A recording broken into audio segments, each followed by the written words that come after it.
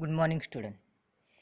Today we are going to learn Standard 6, Subject Science, Chapter number 5, Substances in the Surrounding, Their States and Properties. We are already done Part 1 and Part 2. This is Part 3. Students, in Part 2, we started how we'll identify the substances and objects. In this period, we will study the properties of substances and properties of metals. Now let's study the properties of substances. Different substances are different properties, and substances may refer to respect to their properties like brightness, hardness, elasticity, fluidity, density, solubility, and transparency. So students, let's study these properties one by one. First one is brightness. What will happen if pressure is applied on substances like chalk, brick, glass or a Rajgiri vadi? These substances break into small pieces or particles. Such substances are said to be brittle. Brittle means easily broken or crack. This property of substances is called brittleness. Hardness. Take an iron nail. Try to pierce a cardboard sheet. Wet mud and a piece of wood using the nail. What happens? The nail easily pierces wet mud, but not the piece of wood. It can pierce the cardboard sheet with some effort. Why does this happen? Because the hardness of a substance is determined by how much resistance it offers to the substances being pushed through it. So the property of resistance it offers to the substances is called that hardness. Now, elasticity. Stretch a rubber band and let it go or apply pressure on a piece of sponge and release it. What do you see? The rubber band and the sponge go back to their original shape. Some substances change their shape when a force is applied on them, but return to their original shape and size when the force is removed. This property is called elasticity. So, what is elasticity? Returning back to their original shape and size upon withdrawal of force or pressure is called elasticity. Fluidity. Take a flat metal sheet of a size of a notebook. Holding it at an angle, put a drop of water, honey and gum at different places on the board. Observe how they flow down the slope. Liquids flow downward on a sloping surface. So the property of flowing from the slope is called as fluidity. The fluidity of any liquid is determined by how easily it flows. Density. If two blocks of a same size, one wooden and the other of iron, are weighted in the balance, how will they compare? The mass of different substances having the same volume can be different. This difference is because of the difference in their densities. So the property of density is because of mass of the substances. Between substances of the same volume, the ones with greater density are heavier than those of lesser density. That is a substance with a greater mass has greater density. Solubility.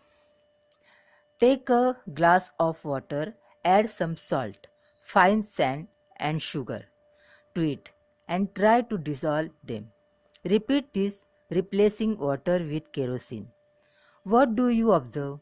Some solid substances dissolve in a particular liquid. If a solid does not dissolve in a liquid, it is said to be insoluble in that liquid. For example, salt is soluble in water but insoluble in kerosene. So, what is solubility? The property of substances to get dissolved is called as solubility. Substance of getting dissolved is called its soluble substances, and those are not does not dissolve, that is called insoluble substances. Transparency. When we can look through a substance and see things on the other side, then that substance is said to be transparent. This property of the substance is called transparency. For example, glass, some types of plastic, clean water, and air are transparent substances. Now we will see about metals. Metal is a substance when freshly prepared, polished, or fractured shows a lustrous appearance and is a good conductor of heat and electricity. Substances like copper, gold, iron, aluminium are called metals. Metals are found in the form of minerals deep inside the earth. Minerals from the earth crust are proceed to obtain the metal. In daily life, metal have various important uses. Let us study some common properties of metals. Properties of metal. First is malleability. It means stretch or bend. The property of metals to be converted into sheet is called malleability. For example, take a piece of copper or aluminum wire. Hammer it repeatedly. What do you observe? On hammering repeatedly, the wire becomes flat. That is, it forms a thin sheet. Metals can be converted into sheets by hammering. This property of metals is called malleability. Ductility means capable into stretch or pull into different shape. Metal can be stretched and drawn into wires. This property of metals is called ductility. For example, metals like silver, gold, copper, platinum can be drawn into fine wires. Electrical conductivity. Electricity flows through metals. All metals are conductors of electricity to a greater or lesser extent. This property is called electrical conductivity. Thermal conductivity. The property to carry heat is called thermal conductivity. For example, when a piece of a metal is heated at one place, the whole of it becomes hot. It shows that metals allow heat to flow through them. So all metals are good conductor of heat. Characteristic color and luster.